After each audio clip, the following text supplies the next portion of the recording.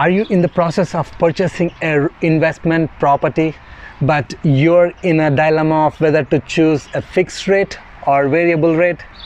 Then this video is for you.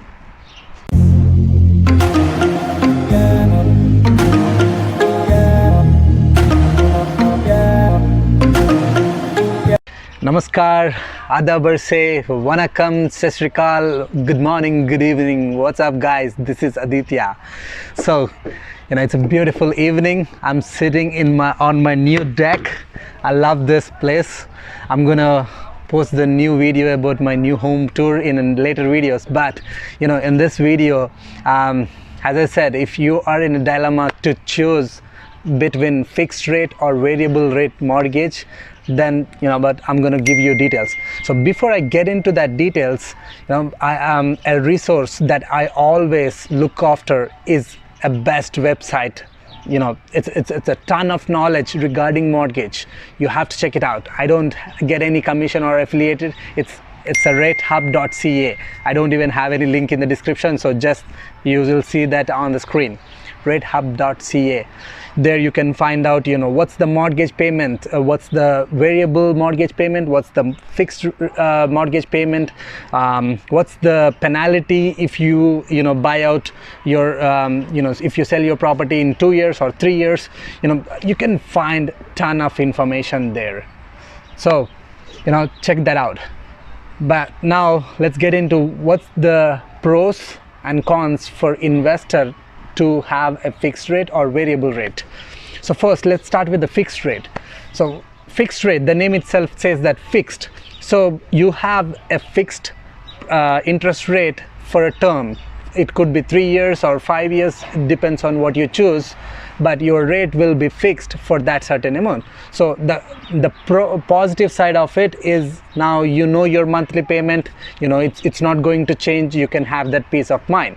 So some people, they don't want to have a see that variable change like a gambling up and down, so they don't want that happen. Then if you're like that, then fixed rate might be for you. But the downside is, overall, when 8 out of 10 times you are paying little extra in terms of interest when you choose fixed rate. Here's the positive sides of variable and the negative sides of variable, because that's with the fixed rate. It's pretty straightforward, but the variable has a lot of things, like a lot of positives, especially for investors, because variable name itself suggests that it varies. So I'll talk about the negative side first, because that's something you have to know. The negative side is the rate can go up or down.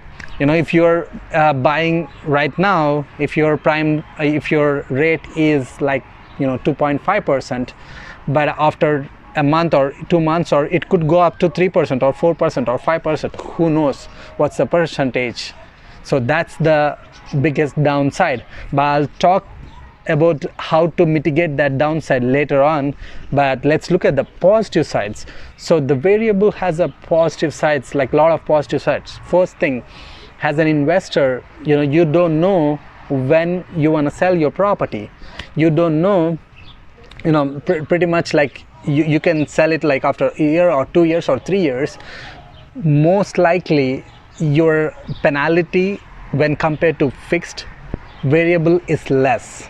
Point number one. Point number two, you will save interest rate right off the bat when you start.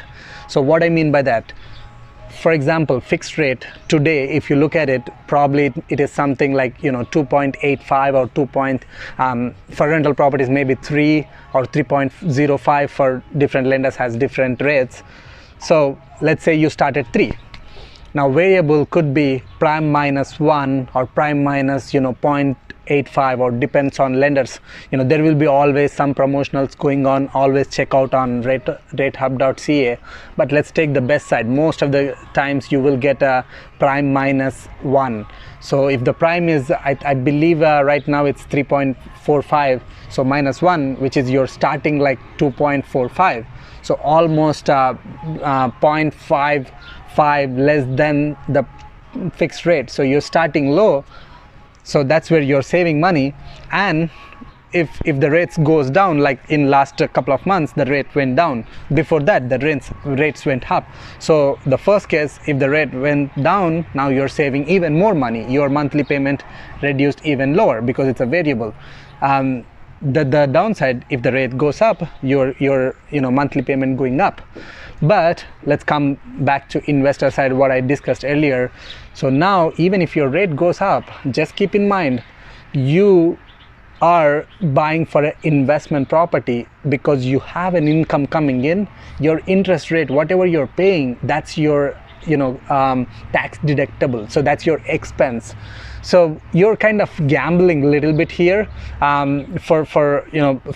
the risk you're taking if it goes up.